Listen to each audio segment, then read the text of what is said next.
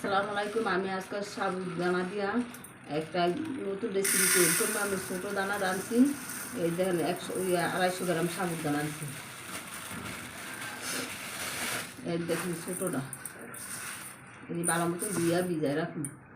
সাবুদানা দা রসমালাই বানাবো দেখে এই দিন দুধ জাল দিতে আসি। যে আমি একটা তেজপাতা ফাইরা দিলাম আর দুটা চিনি আর একটা এলাচ দিলাম।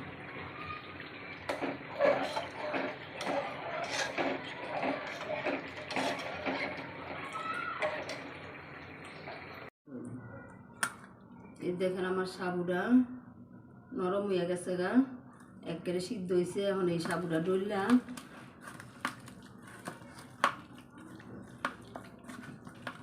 হালকা একটু লবণ দিব, হালকা একটু লবণ দিতে দিব, কর্নফ্লাওয়ার দিব।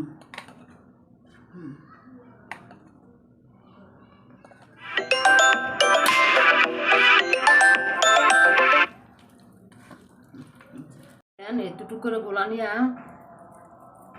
এই যে এরকম করে করে শেপ দিয়া এরপরে এই যে এরকম করে বানাবো। 2 চামচ গুঁড়া দুধ দিন,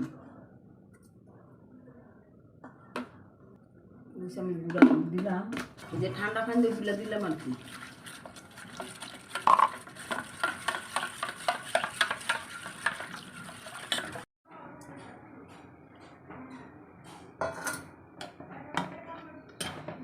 এই দেখেন দেখছেন কত সুন্দর হয়েছে। এখন আল্লাহ চিনি দিব।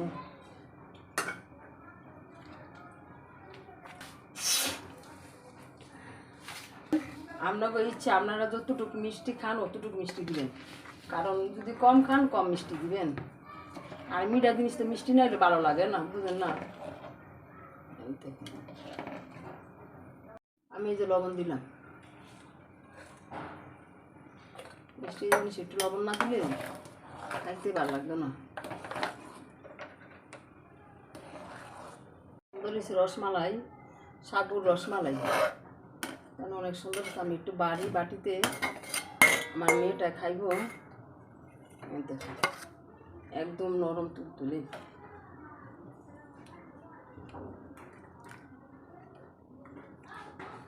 গুঁড়া দুধের দ্বারা সুন্দর একটা গ্রানাই।